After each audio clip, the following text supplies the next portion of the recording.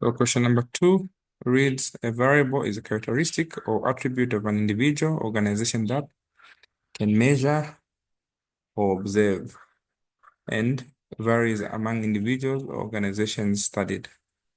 So there are key ideas that researchers seek to collect information on to address the purpose of their study. For instance, leadership style, we look at the administrators. Achievement in mathematics, we look at students. And the personal communication skills, we look at counselors. So briefly describe, discuss, and provide with examples from research proposals presented to the school the following types of variables, which are independent, dependent, and moderating variables. So in this case, we are taking ourselves back to a lesson of understanding variables in research. So what are variables? So variables represent characteristics or traits or attributes of people or groups, organizations, or systems, in fact, that researchers are interested in studying. So these ones can be measured, they can be observed. They must show some variation across some individuals or settings. So the importance of us understanding variables in research would be as follows. Number one, variables are important in helping to formulate what? A hypothesis. They also help us to define our methodology. They also help us in analyzing our data. They also help us uh, do the following, as you can see.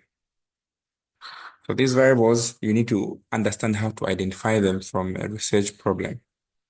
So these variables are actually the cornerstone of any empirical study. In formulating hypothesis, you know, hypothesis is a testable statement that we're able to predict the relationship that exists between these variables. So as forming a solid hypothesis, one must be able to identify what is a dependent variable and what is the independent variable. Okay, for instance, we're looking at transformational leadership. You can have a hypothesis that transformational leadership positively influences employee productivity. That is your null hypothesis.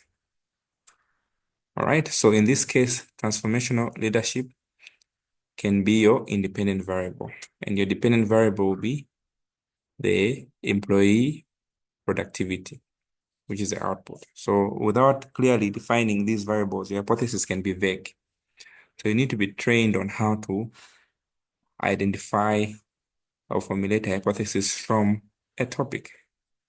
So these variables are also important because they help us in doing what? In designing our methodology. How? Methodology, the variables will help us dictate what data you need just from the variables, how you're going to collect it, what tools you're going to use, just from the variables. You will also be able to know, for instance, if your independent variable is education level and your dependent variable is income level. So your methodology will include a survey or interviews to gather information on both. So this will help you understand the right research design that you're going to use, which can, in this case, be experimental, correlation, or descriptive. Variables are important because they also help us in doing what? Analyzing our data. Chapter 4. How, when you're using statistical or thematic analysis, you need to identify what variables you have. So in quantitative research, usually researchers will rely on statistical tools like regression, ANOVA, correlation to study the relationship between the variables. In contrast, if you're dealing with qualitative data, you're looking at patterns and themes across these coded variables. In interviews, in documents, you're looking at these themes.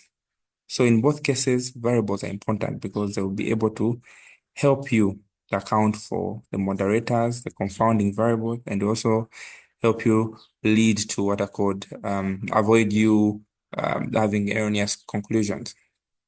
Finally, but not the least, our variables will help us interpret our results. How?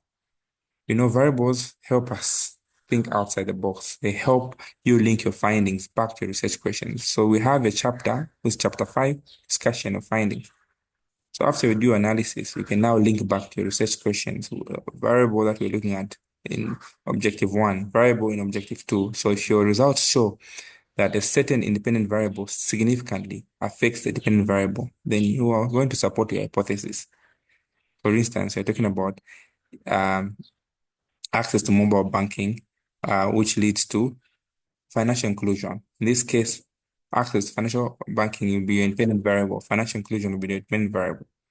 So the result will have both your theoretical and your practical implications uh, for policy and development making in Zambia. So it is very relevant that you equate these when you're dealing with that. Now, what types of variables did we talk about? The types of variables that we talked about. We talked about The mhm. and dependent variables.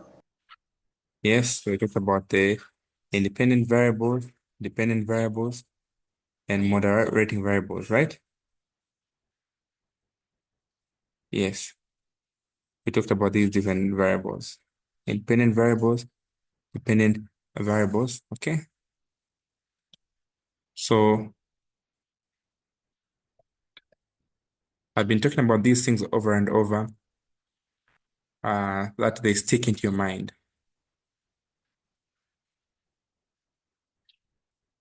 What are independent variables? What are dependent variables?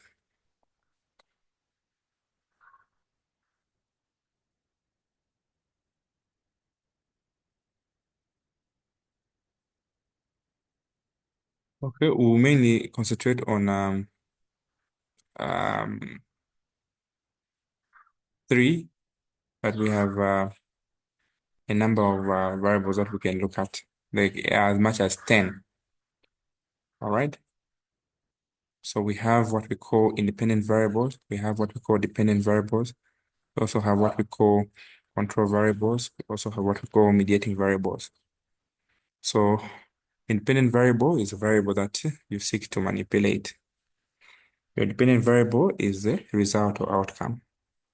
So I usually give an example, the hours of time you spent in studying and your scores. So the input is your independent variable, hours of. The output is your exam scores. Then we have the control variables.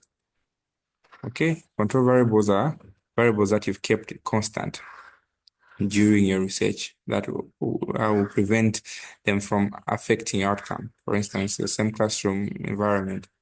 We also have confounding variables. These are outside variables that can affect both your dependent and dependent variables. Okay? They have potential to skew your results. For instance, somebody may have prior knowledge about that subject or is a repeater in that particular course. That is a confounding variable, an external variable. Then we also have the moderating variable.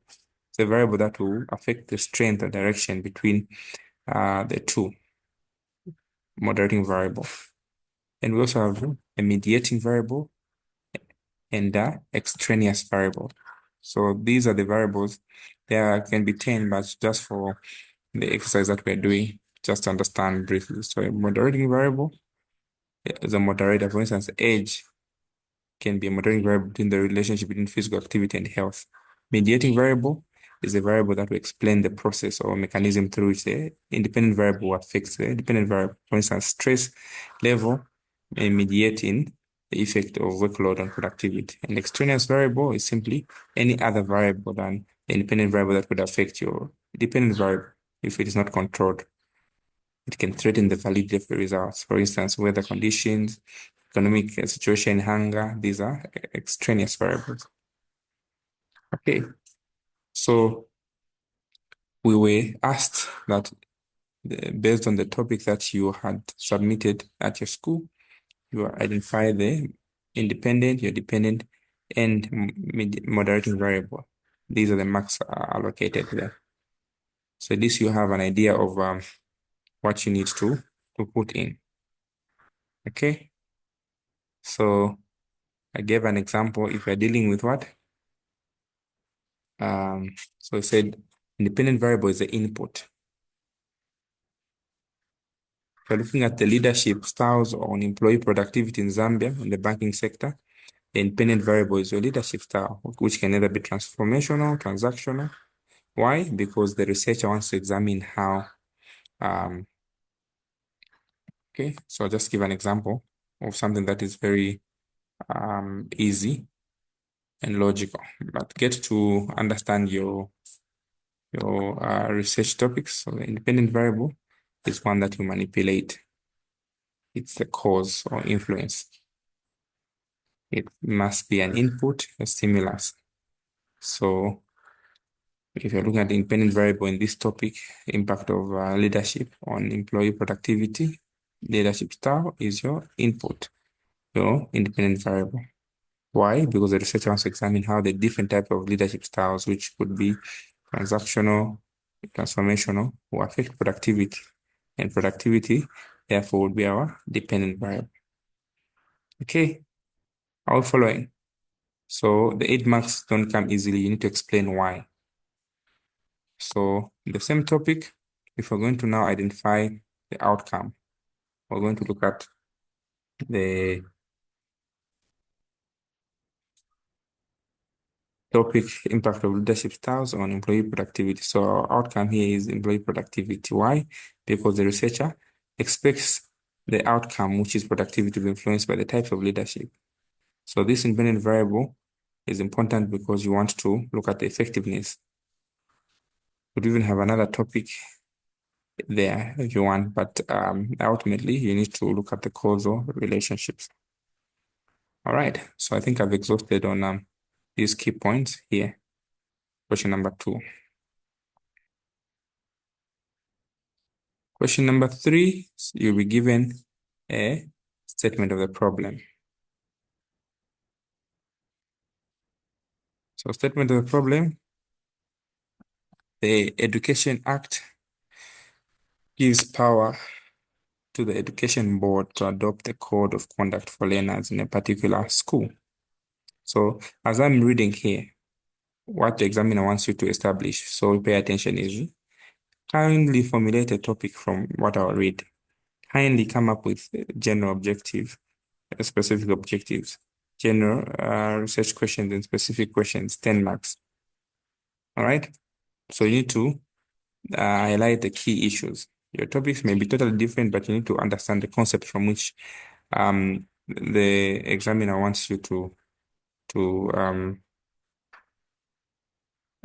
to analyze your topic. So the Education Act gives power to the Education Board to adopt a code of conduct for learners in a particular school. This is done in consultation with learners, teachers, and parents. However, it does not provide guidelines to what should be contained in those adopted codes.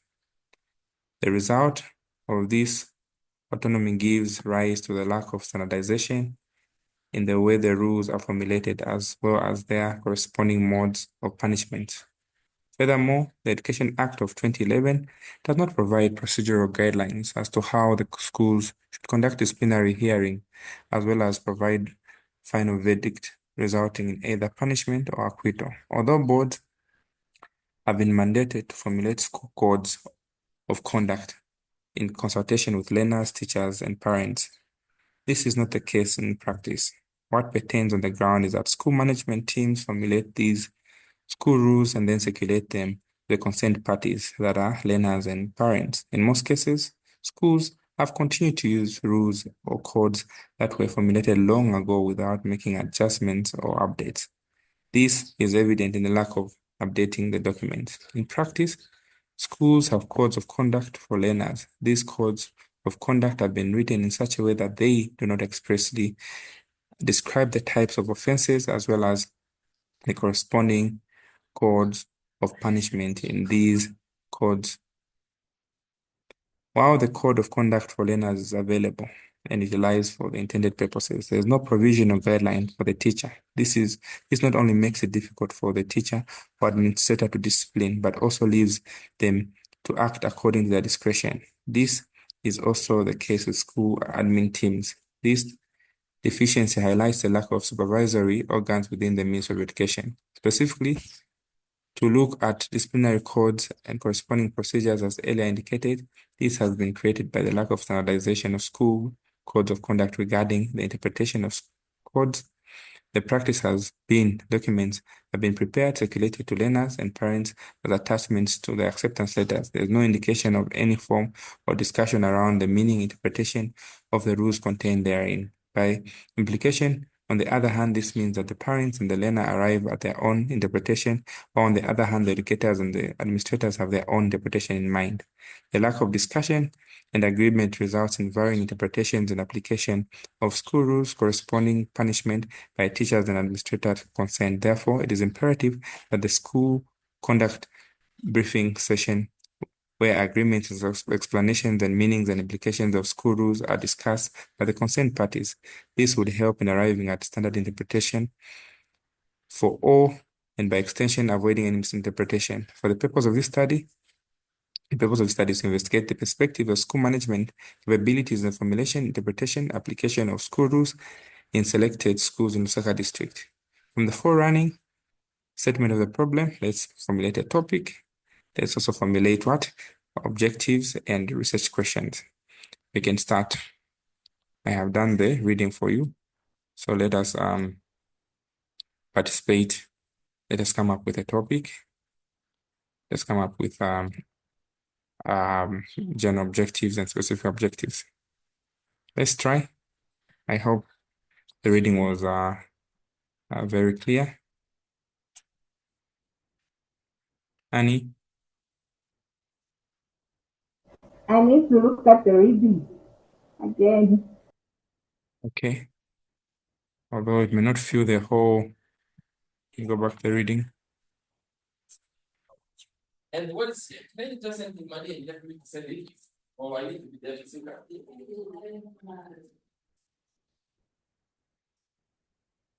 Sure.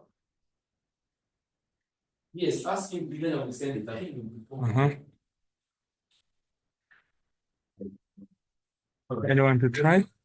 What topic do you think you can come up with?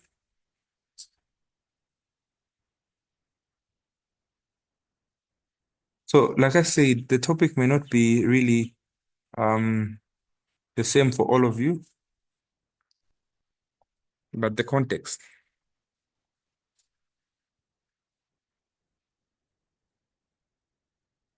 Anyone to try?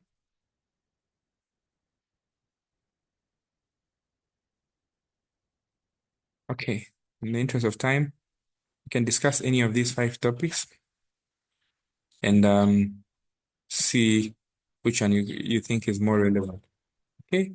An assessment of stakeholder participation in formulation of learner codes of conduct in secondary schools in Lusaka district. Does it make sense? Evaluating the effectiveness of school management in enforcing learner disciplinary codes, a case of selected schools in Lusaka. Standardization and interpretation of school rules, challenges faced by school administrators in Lusaka district. The impact of vague schools code of conduct on disciplinary uh, administration in public schools in Lusaka, in Zambia. Examining the gaps in policy implementation regarding learner disciplinary procedures under Education Act of 2011. So let's choose one. All of them sound okay. Okay? The problem has been the gap between understanding the interpretation. So which one can we pick?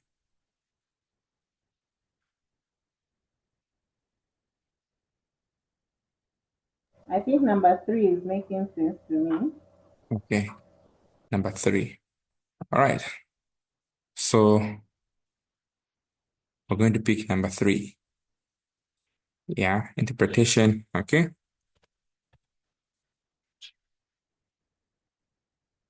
Are we all together?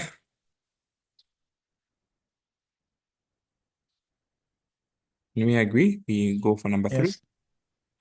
Okay. I wanted to pick number 1. Number 1. Okay. So we've picked number 3. I'd have also picked number 3 myself. Okay. So number 3, standardization and interpretation of what? Of school rules, challenges faced by school administrators in Lusaka district. What do you think would be our topic, our general objective? The general objective comes from the what? From the topic itself. That's where the mark is coming from. So general objective is to be what? To examine the challenges faced by school administrators in standardization and interpretation of school rules in selected schools in what? Lusaka district. So it comes from the topic. And the first research objective, so together, so this one is what makes your general objective, the topic. Then we go to our specific what? Specific questions and specific objectives. So you need to understand that the questions must tally with the what? The questions must tally with um, the objectives. So the first research objectives should be the first general objective. So let's look at this picture now. What is our first research objective? To examine the challenges faced by school administrators in standardization and interpretation of rules selected schools. So here, general questions, what are the challenges faced by school administrators in standardizing interpretation of school rules? So this should be the same as that.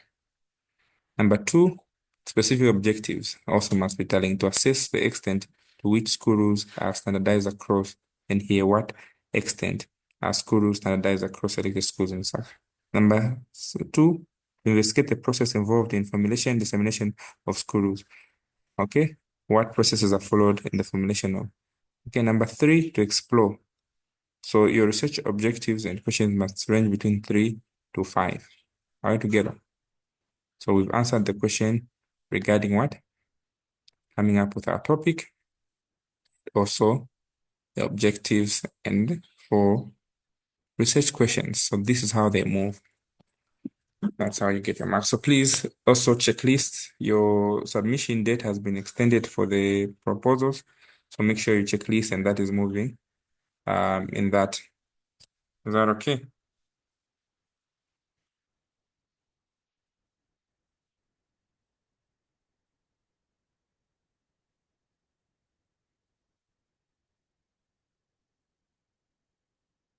Are we together?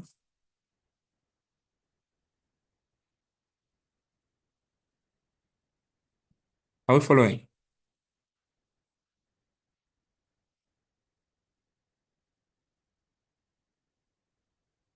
All right. So Yes. lastly, but not the least, we'll look at question number 4.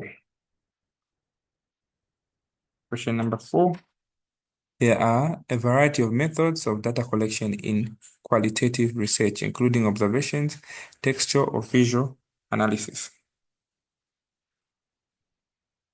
and interviews. As you intend to go out and conduct fieldwork for your proposed study, you surely have selected some of the methods for data collection. In selecting these methods, it means you have studied and understood how to apply them in your research process. From the forerunning commentary, briefly outline step-by-step procedures following the qualitative data collection methods for face-to-face interviews, indirect observations, focus groups, participant discussions, qualitative telephonic interviews. Okay, he likes this question several times, so we need to answer that. Who wants to answer that?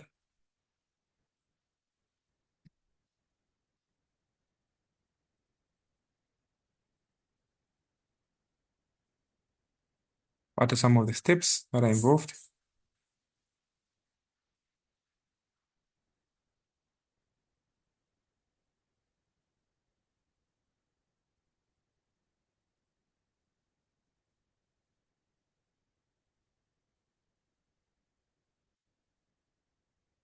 We did this question several times.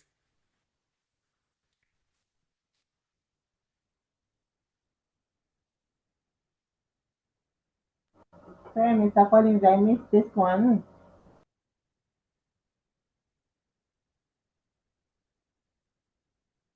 Those who joined please? What are some of the steps that are required in face-to-face interviews? Okay, let's go to the unstructured face-to-face interviews. So firstly, you need to identify the participants. So you need to select relevant participants.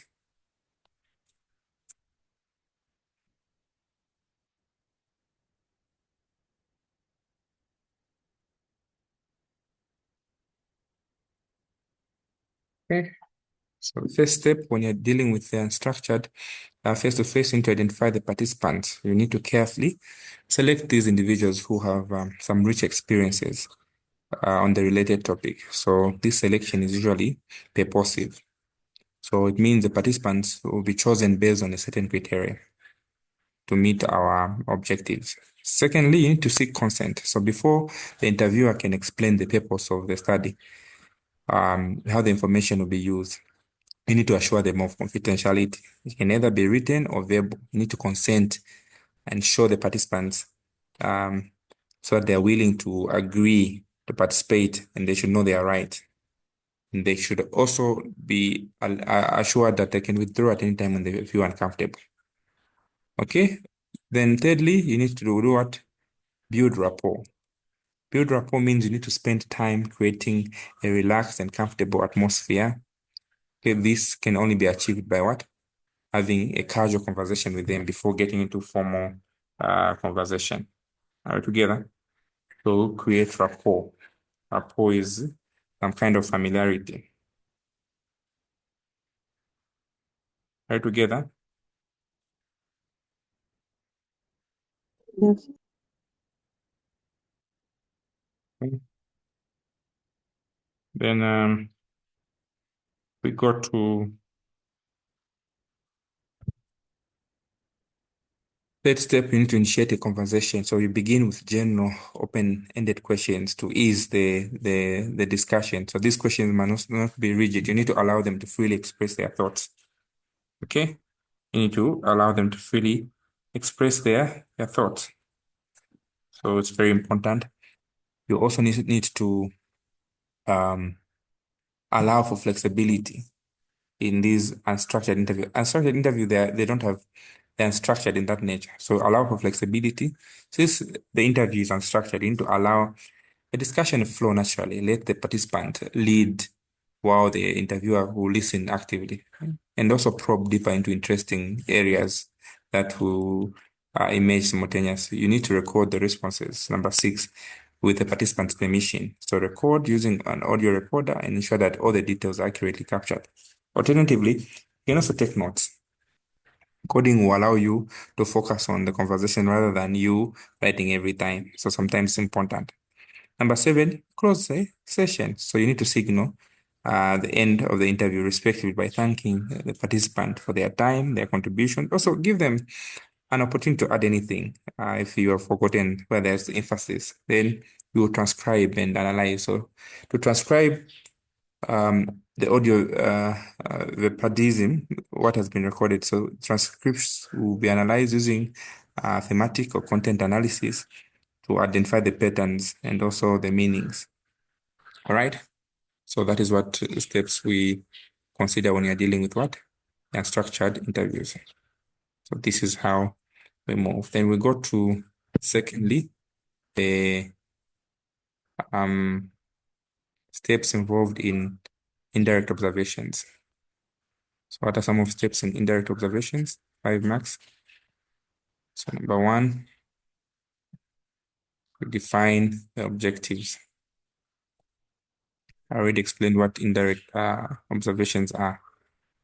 So here you need to do what? Clearly determine what you define the objectives by clearly determining what specific behaviors or interactions or events you intend to observe. So these should align with your objectives. They should be observable through indirect means. Secondly, you need to identify the setting. You need to choose a location or context where the behavior or event should naturally occur without the researcher's interference. So this could be a classroom, it can be a public place, or through Zoom.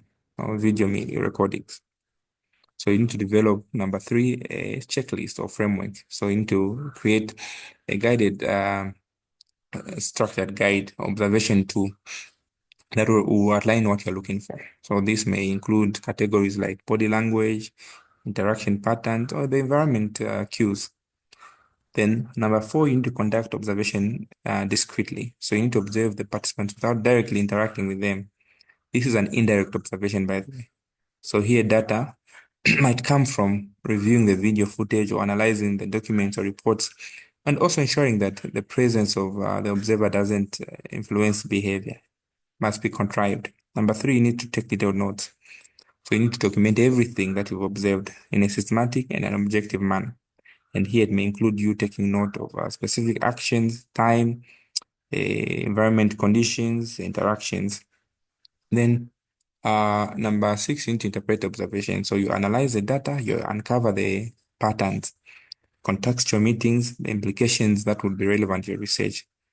And this will involve you recording data and identifying pattern and the themes. So you also need to validate, lastly, the findings. So you triangulate your findings by comparing them with the data from other sources like the interviews, the surveys. This will ensure that there's reliability and consistency. All right. Then focus groups. What are some of the step-by-step methods that we need to follow? Okay, we can look at 9 of these ones. Number one, we need to formulate a discussion guide. Then you recruit, you know what a focus group is, right? Where you have a team of people who come in a group. You ask, how's village banking? How has it impacted you? The team that comes there. So here you're going to what? Formulate a discussion guide. You develop a semi-structured guide which will contain some open-ended questions and prompts that will facilitate some meaningful discussion around the theme. So this will guide consistency across the groups. So you recruit participants that could be 6 to 10 who will share a similar background or experience that will be relevant to the topic. So this homogeneity will help create safe and space and open discussion. So you need to choose a moderator. You need to take notes. You need to assign a skilled moderator who will guide the discussion without dominating it. So a note taker will capture the verbal cues and group dynamics and also some critical points that may not be evident in the recording. Number four, you need to obtain consent. By this, I mean you need to inform the participants about the purpose of the discussion, what it entails, their rights, and also secure written and verbal consent at times for ethical standards to be met. Number five, you need to conduct a discussion. So you begin with introductions and you set a background of rules, respect, confidentiality, and equal participation. So the moderator will introduce the discussion of the topics, and also they will facilitate the conversation and encourage interaction among participants. Number six, there should be encourage participation. You need to make all participants contribute by managing the dominant voice. Sometimes the people who speak louder, and also drawing the quieter members in the discussion. All right, then you need to record the session with consent, of course, the audio or video. You need to capture the full discussion accurately. So this will be very important for effective analysis later. Then number eight, debrief and close. You need to summarize the key points. You give participants a chance to add their final thoughts and thank them for their contributions. Then transcribe and analyze, okay, for analysis. So this is what is involved in what? In the focus groups. All right. Then we go to our observer participant observation. Okay. Participant observations. What happens in there?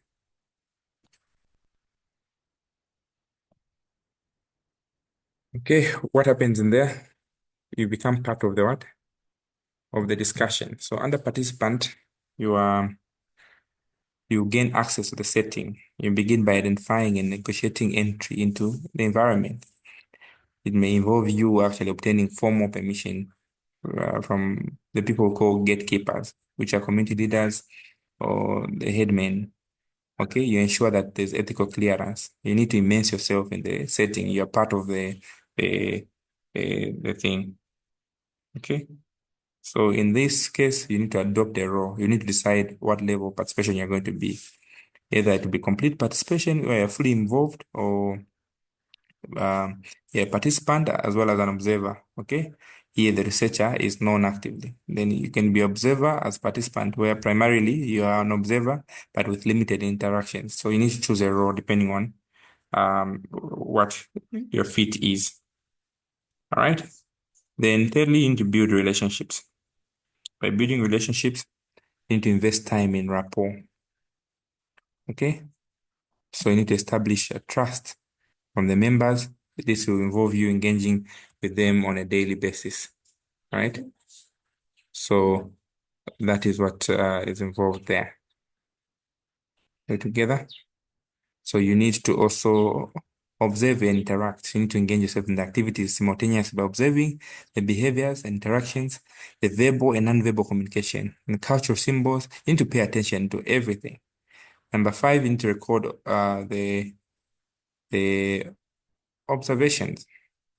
Okay, so basically, this is what is involved in participant observation. In qualitative telephonic interviews, you can read this from the pamphlet. I'm running out of time. I'll end here and start strategic management. Unless there are any questions, thank you so much for your time. This is how the paper ends. Have a good day.